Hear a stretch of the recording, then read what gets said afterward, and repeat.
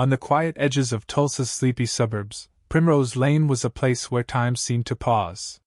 For nearly 3 decades, Henry and Clara Thompson had called this modest 2-story home theirs, its porch paint peeling, wind chimes whispering with every breeze. Neighbors waved over fences, kids splashed in sprinklers, and the biggest drama was a cat stuck in a tree. But one Sunday evening, as the sun dipped low, painting the street in gold, everything changed. Henry, a reserved veteran, sat on the porch, a worn novel in hand, sweet tea sweating on the table.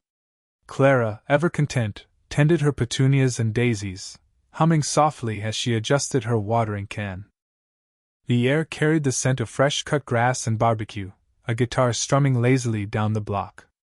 It was peaceful, until a white minivan crept onto the street, its engine growling against the evening calm. Clara noticed it first, a shapeless menace with no plates and tinted windows. Her stomach tightened, but she forced a smile, thinking it might be a lost driver. The van stopped in front of their house, idling heavily. 3 men stepped out, their dark uniforms marked with sloppy HOA enforcement patches. Their boots hit the asphalt hard, their movements cold and deliberate. Something was wrong, their uniforms too crisp, their faces too hard. Clara's instincts screamed, but politeness held her in place. She set down her watering can, wiping her hands on her apron. "Good evening, gentlemen. Can I help you?"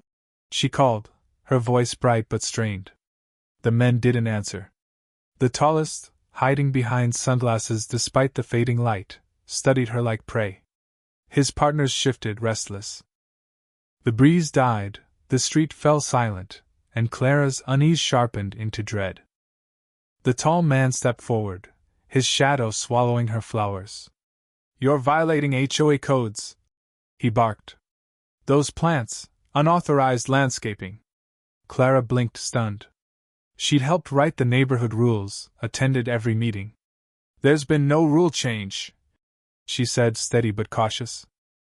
"I know the HOA president. This must be a mistake." The man's jaw clenched. Behind him, a broad-shouldered figure with tattoos snaking from his sleeves lunged forward, grabbing Clara's wrist with bruising force. Her watering can crashed to the ground, water spilling like blood. Before she could react, he leaned in and spat in her face. The world shrank, neighbors' music, cicadas, all gone.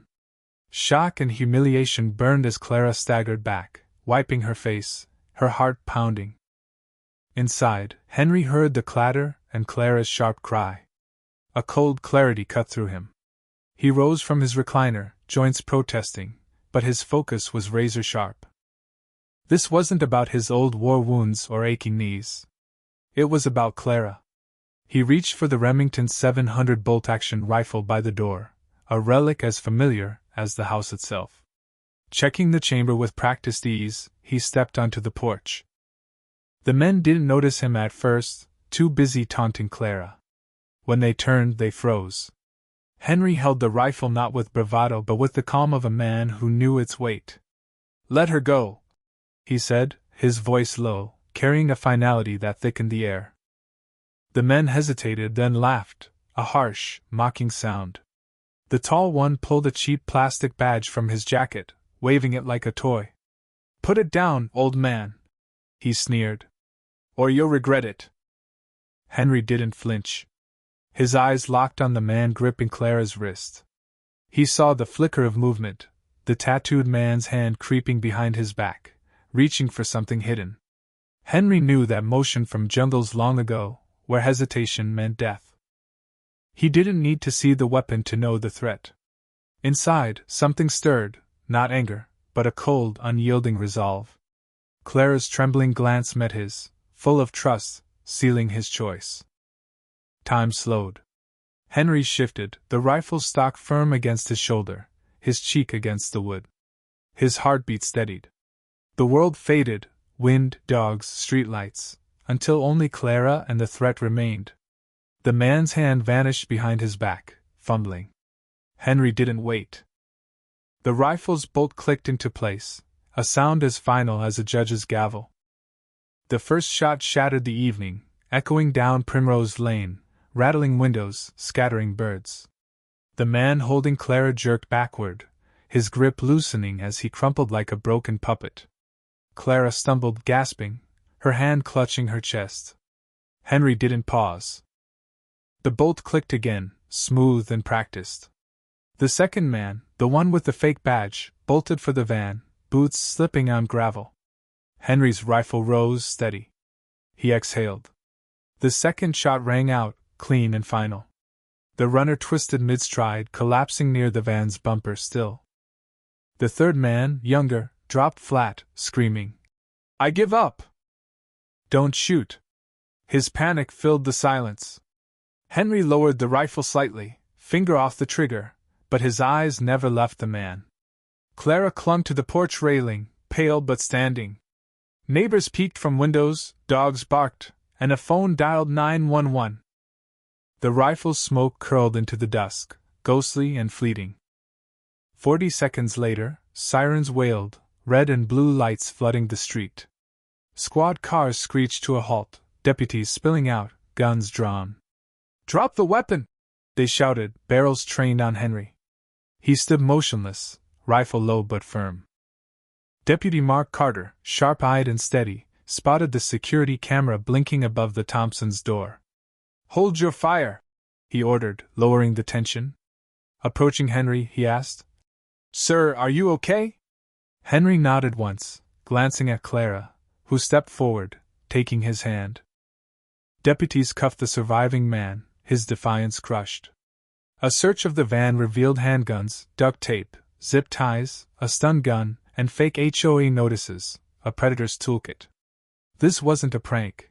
It was a calculated plan to rob and terrorize the elderly. Reports from nearby towns confirmed a pattern: fake inspectors targeting seniors, stealing valuables and peace. But tonight they'd chosen the wrong house. Primrose Lane awoke in the days that followed. Cookies appeared on the Thompsons' porch, notes of thanks slipped under their door. Kids taped crayon signs to their fence. "Mr. Henry, our hero." Neighbors brought casseroles, pies, and lasagna. A gathering filled the street with lawn chairs and laughter, stronger than before. The mayor sent a framed commendation for Henry's bravery. He read it, nodded, and set it aside. He hadn't acted for glory, only for Clara. The surviving imposter pleaded guilty, sentenced to 25 years without parole. In court, Henry and Clara sat silently, their presence louder than words.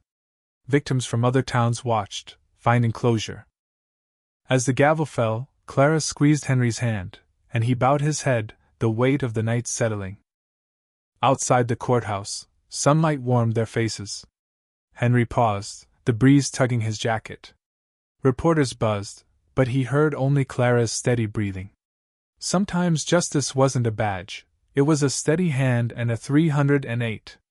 They walked home, shadows long, knowing Primrose Lane was theirs again. "What do you think?" Was Henry's response justified, or did he go too far? Share your thoughts in the comments below, and let us know how you view trust and protection in relationships. Hit that like button, subscribe, and ring the bell for more gripping stories that spark debate.